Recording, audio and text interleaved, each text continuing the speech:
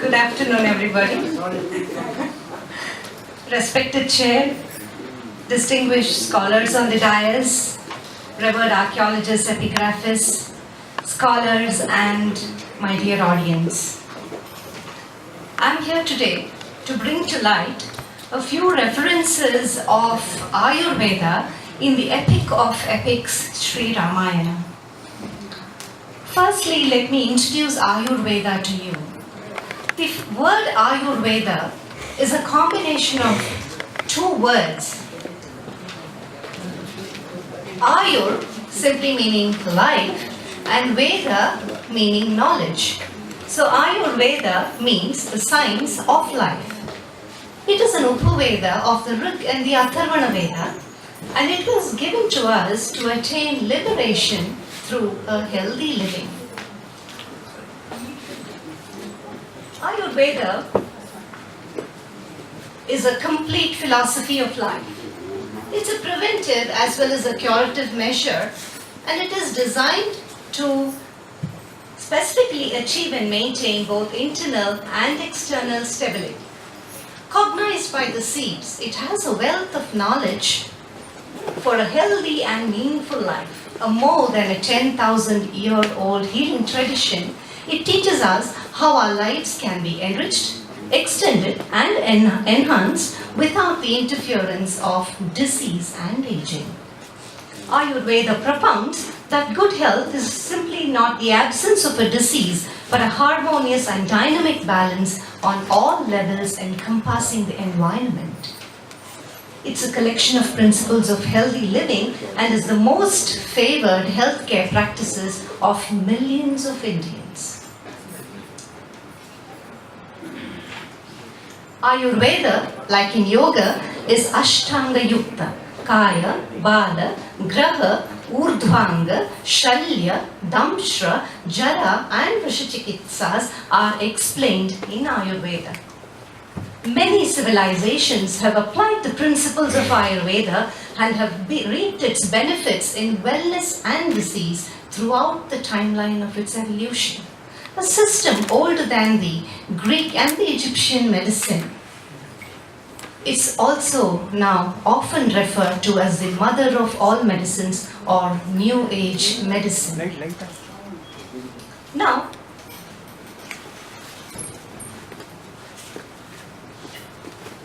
let's move on. Apart from passing references of all the 8 branches of Ayurveda in Ramayana, we also find references of specific Kaya Chikitsa, medicine, Kaumara Bhritya, pediatrics, Graha Chikitsa and so on, and then we find references of Kaya, Shalya and Damshra Chikitsa. The Valmiki Ramayana, being the oldest epic in world literature, is a treasure house of knowledge and has a special place in Indian culture as well as Sanskrit literature. References of Ayurveda medicinal herbs and its use are found abundantly in Ramayana. As I said, apart from passing references of all the 8 branches of Ayurveda and Ramayana, we find references to Kaya Chikitsa, internal medicine, Shalya or surgery or to do with wounds inflicted by weapons, and Damshra Chikitsa or toxicology. Now moving on to Sri Ramayana. Yearning for Putra Santana, King Dasharatha, under the able guidance of sage Guru Vasishta and Rishi Shringa, performs the Putra Kameshti Yaga. The Divya Payasam that is given to the king could have been potentiated with medicinal herbs such as Shatavari, Kumari, Ashoka and Ashwagandha, which detoxify and potentiate the reproductive organs and so also calm the mind. The queens conceived soon after partaking the payasa. In those times, money, mantra and aushadha were given equal impetus in the treatment of health conditions. Swarna Prashana as one of the Jata Karmas with a concoction of Medhya, Balya and Agnivardhaka Dravyas as Brahmi, Vachak, Grita and Madhu potentiated with Swarna Bhasma, were administered to the young infants Rama, Lakshmana, Shatrughna and Bharata under the able guidance of the Rajavaidyas. You can see the Havana being performed and the Swarna Prashana being done to the young infants as one of the Jata Karmas. This is a shloka on Swarna Prashana found in Kashipa Samhita. Then, as we all know and the story goes, sage Vishwamitra takes the young princes Rama and Lakshmana to the woods. He teaches them the Vidya of archery and many other Vidyas, and he gives references of various stories, various Puranas, and makes them very learned. In the process, the incident of Ahalya Shapa Vimochana happens.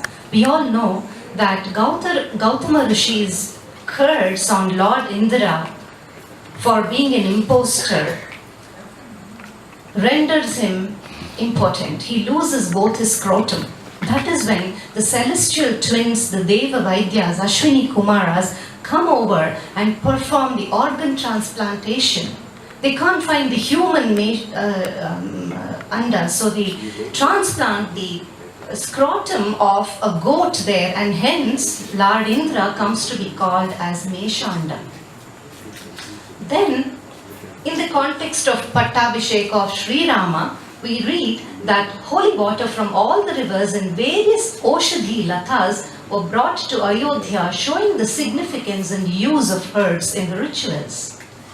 Later, we all know, Keki kicks up a big issue about Sri Rama's Pattabhisheka, and she checks into the Kopagriha there. And Dasharatha, for his love for his dear wife, comes rushing to see Keki all laid on the floor, and he offers to summon the royal physicians to treat Queen Keki, who looks depressed. Keki even threatens to take poison, which also shows that the science of toxicology existed in that period.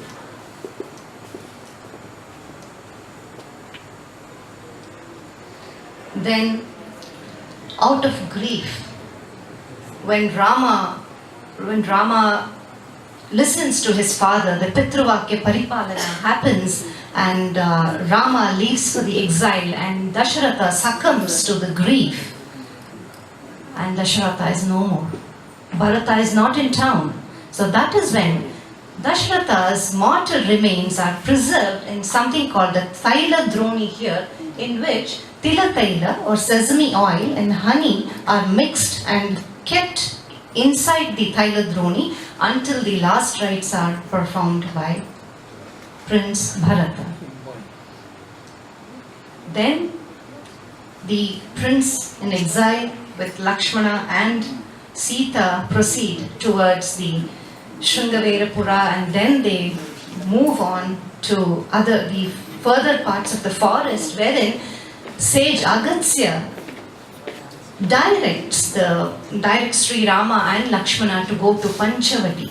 He says that is the most auspicious place for you to go. And Panchavati is a grove with 5 vata vrikshas. Vata in Ayurveda or Sanskrit means Negroda or Ficus bengalensis. You must understand here that vata vrikshas, Panchavati, there are various vatas actually. They are vata, ashwata, udumbara, plaksha, negroda and all these things. And Ashwata Narayana is Garbha Rakshaka Narayana. Narayana resides in the tree. And Udumbara Narayana is Srishti Palaka Vaidya Narayana. And Negroda Narayana is Shraddha Samrakshaka Narayana. You might see women yearning for good progeny circumambulating the Ashwata tree. Asking for the blessings of the Ashwata Narayana because he's a Garbha Rakshaka Narayana. Negroda Narayana because it's Shraddha Samrakshaka Narayana.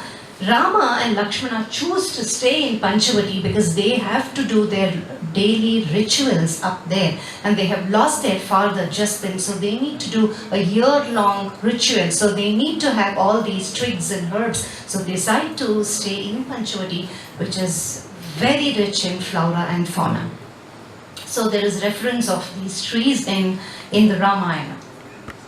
Beautiful phrases in the poem and Kishkinda Kanda respectively are leads to the lifestyle put forth in Rutucharya explained in Ayurveda. Ayurveda talks about Dinacharya, Rutucharya and Sadvrata, and in Rutucharya there are certain rituals and certain lifestyle tips that are put forth for a healthy living. And as they proceed in the Aranya, they find that, especially in the Kishkinda Kanda, Rama and Lakshmana see that the tapasvis living there, the Rishi Munis, are of very sound health. So they ask the others, how come they are taking with sound health here? And that's when they attribute it to their good Dinacharya and Ahara Krama and periodical Kayakalpa Chikitsa of Ayurveda. They subjected themselves to upkeep health and longevity. Then comes the most beautiful part of the Yuddha Kanda, wherein Sanjeevani Parvata, as we all know, is brought, but it's actually called by a different name. So this is when Rama and Lakshmana, along with the Vanara Sainya, have entered Lanka. And the Yuddha Kanda, 74th Sarga, it describes the Yuddha of Rama, Lakshmana and the Vanara Sainya along with the valiant Indrajitu. Indrajitu is known for his tactics in Yuddha Kanda. He actually dips his arrows in poison before he shoots at the enemies. Indrajitu uses Nagapasha and Brahmastra on the battalion. That is when a lot of Vanaras, along with Rama and Lakshmana, and even a couple of Rakshasas, go into a deep syncope. Rama rises. Vibhishana goes around the battlefield looking for people who are alive or who are still conscious. He finds only Anjaneya to be conscious. Then they ask, Jambavanta rises from a syncope and says, it's only Anjaneya who can revive everybody. So he summons Anjaneya to go to the north. Then that is when the journey of Hanumanta to the Oshadhi Parvata in between the Kailasha and the Rishabha Parvata happens. And he is asked to bring 4 vanaspatis, Mrita Sanjeevini, Vishalyakarani, Savarnyakarani and Sandhanakarani. When he goes to the mountain, you must know that all these vanaspatis, they become adrishya suddenly. They don't expose themselves to Hanuman because they think, because of his kaya, because of his structure, the plants, the vanaspatis think that there's a demon looking for us. So they all suddenly become adrishya. Then Rama, known for his dasya kind of bhakti, for Anjaneya, known for his dasya bhakti, for Rama, implores to these plants. He says, I'm taking this for Rama. Please come to the open. I need you. I need to take you for Sri Rama. But when that doesn't happen, he brings the Shikara of the Parvata itself to Sri Lanka. When he brings it to Lanka and places it on the ground, just by the fragrance of all these herbs, Lakshmana, the Vanara Sainya are all revived. Interestingly, the Rakshasas are not revived. The reason is Ravana felt that he would be ashamed if he sees all the Rakshasas having fainted or died or who met with their dead. So he would have instructed his battalion to throw all the Rakshasas into the sea as soon as they are dead. So they are not to be seen there. So they were not revived. So Ravana goes on losing his Sena because they are not to be found. Now, here comes the point wherein the Parvata is then restored to its original location, which also shows that forest or environmental conservation existed in those days. Otherwise, this Oshadhi Parvata would have stayed in Lanka itself until today. The book Energy Medicine, Ancient Wisdom and Wellness Trends by Dr. T.M. Srinivasan and D.R. Pai deals with a chapter on Himalayan crystal salt, which is believed to contain the same 84 natural minerals and elements found in the human body. This form of salt has been maturing over 250 million years under intense tectonic pressures and creating an environment of zero exposure to toxins and impurities, and the health benefits of these Himalayan salts which were there on that Parvata is listed out here. The next instance in Lanka is when Dashagriva Ravana, who is dejected, frustrated, angered, ashamed by the loss of his near and dear ones, especially Indrajitu, Meghanada and Kumbhakarna, and betrayed by Vibhishana, himself comes to the battlefield to encounter Rama and Lakshmana. He uses his Shaktyayuda, which he has acquired through a boon, to hit the marmasthanas of Rama and Lakshmana. Ayurveda discusses about marmasthanas in the chapter Trimarmiya Adhyaya, wherein there are Sadhyo Pranahara marmas, which are Shiras, Hridaya and Basti. Shiras is the head or the brain, Hridaya is the heart, and Basti is the bladder. These three are called the Sadhyo Pranahara marmas because if they are inflicted by a weapon or if they are injured, sudden death can happen or it's simply fatal.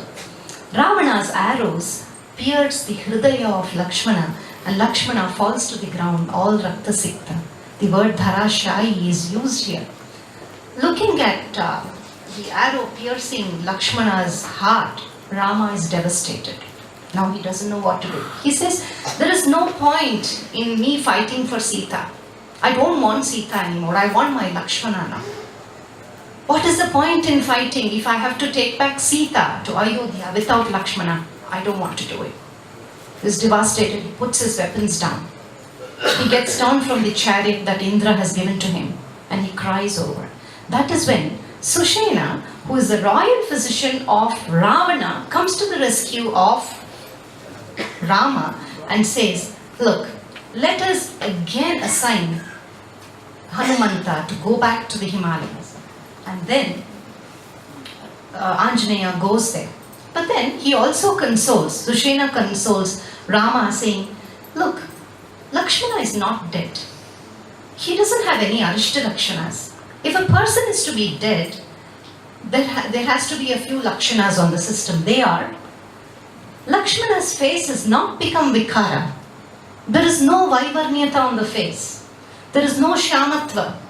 There is still that Prabha and Prasannata on his face. There's a smile and there's a light in the eyes and his palms are still glowing with pink hue, which say that he's still alive.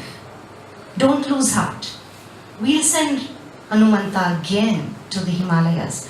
This time, Hanumanta is designated to go to the Dakshina Shikara of the Mahodaya Parvata for herbs Vishalyakarani that heals the wounds caused by the weapons. Shalya means weapon. Savarnyakarani that restores the color and tone of the skin. Sanjeevakarani that revives the person from syncope. And Sandhanakarani that reduces the fracture site. I have denoted all the references of the Sarga and the Shloka and the chapter in red. So kindly go through it. As Hanumanta brings the mountain, Sushena prepares a kalka. A kalka in Ayurveda is a paste of herbs. He prepares the kalka and puts it into the nostrils of Lakshmana, and Lakshmana and the other Vanaras are revived. This is how the story goes.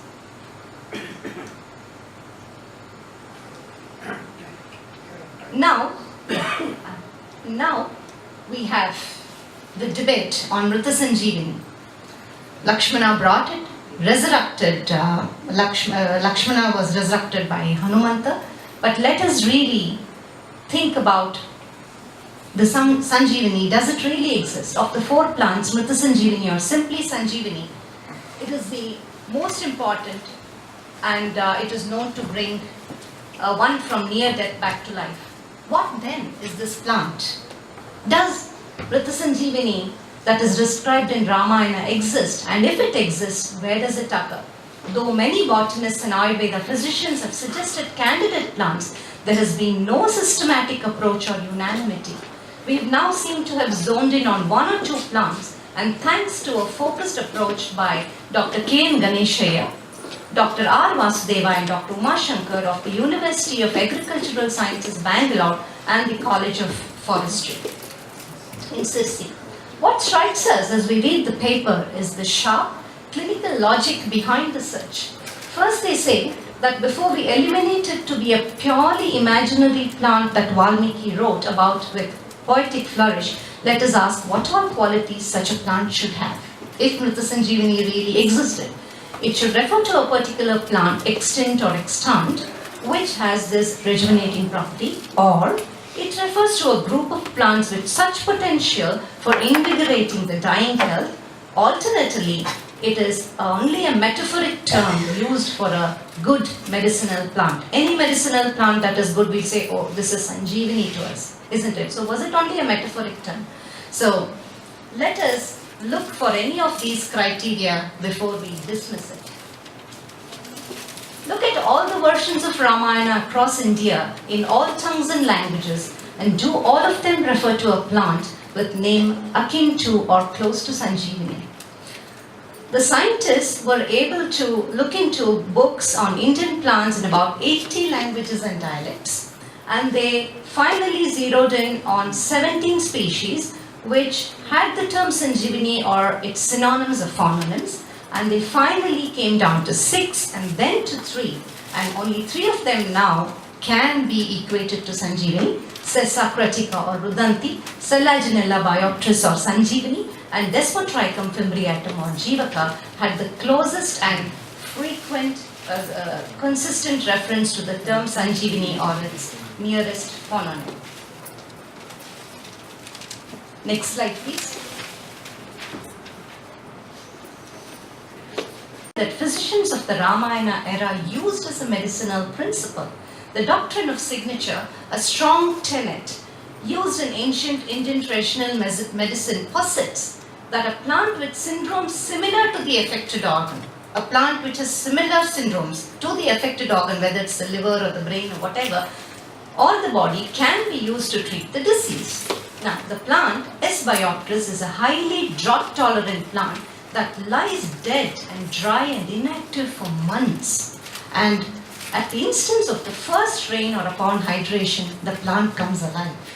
So that is when they thought that if similar cures similar, then S. bioptris was that resurrected Lakshmana. So is Selaginella bioptris, the legendary Sanjeevani, is still being debated upon. There's a lot of data available on this, and you can go through it in a research paper in the book The Current Science, which was published in August 2009. They even debate that Lanka didn't exist. It's not the Sri Lanka that is there today. This is the wonder herb Mrita Sanjeevani Selaginella bioptris. We all know in the story that they were all luminous, they all shine in dark. Would you believe if I say I have seen this Mrita Sanjeevani? It is available in a hillock near Tumkur district called Siddharabetta. Once we went on a trekking expedition there, and when I entered into one of the caves, the guide who took us along asked us to close our eyes. The cave was pitch dark. We closed our eyes and we opened. We could see radioluminescent plants up there. He said that was Mrita Sanjeevani. It was luminous because when Hanumanta went to the Oshadhi Parvata, it was pitch dark. These plants were shining. If you can see the blue hue up there, that's the radium up there. And I collected a twig of that plant in Siddharabetta and brought it home. It didn't work. I tried to plant it in one of my small pots in the garden. It just didn't grow. Probably it needs that kind of an environment, or if it grew everywhere, then it wouldn't have its significance. So I don't think. And they also say that when Anjaneya was bringing the Parvata from Himalayas to Lanka, a piece of the hillock fell in Tumkur district, and that is called Siddharabetta today, and that is why it is very rich in flora and fauna and all the Gairikati dhatus that are available today. So this is the wonder herb Mrita Sanjeevani Selaginella biopteris. Also finally, when Rama brings back Sita along with Lakshmana, he comes back to Ayodhya and the Pattabhisheka happens. He takes Sita one day to the garden. Sita is expecting at that time. He realizes that she is conceived, and then she asks, "Do you have any wish?" They call Daurada. They had two hearts because one of that baby and one of her own. So he asks her, "Do you have a wish?" And then he takes her to the Ashokavana in Ayodhya. Ashoka simply means there is no shoka, there is no sorrow, there is no grief. So in Ashokavana, the poetic description of the vihara of Rama and Sita in the picturesque vana is beautiful. Valmiki describes the beauty of the well-maintained vana of having many medicinal trees as listed here. I have given all the Sanskrit names of the herbs here and the botanical names of the herbs. So if anybody needs to refer, it's available. And then Lava and Kusha are born in the ashram of Valmiki, and the Jata Karma, this is last time, the Jata Karma that is performed on Lava and Kusha, they are twins. The rishis in the ashram will take one darbe in their hand, because as soon as the child is born, it is the ritual that they do the darbe on the child like this. Now they see there are two children. What do? So they pluck the agrabhaga of the darba, the first part, and do the jata karma for the firstborn, who is Kusha. And that is why, because of the agrabhaga yukta darbe, he is called Kusha, and the second half of the darbe is used for lava, and that is why it signifies their name. So hence the name Kusha and lava after the darba that was used on them. Friends, we can find numerous references of the science of life Ayurveda in the great epic Sri Ramayana and in many other treatises. This proves the authority of Ayurveda in the field of medicine at all times, in all ages and all epochs. This presentation is a humble attempt to put together some facts and references of Ayurveda in Sri Ramayana. We all know that little squirrels help Rama cross the ocean.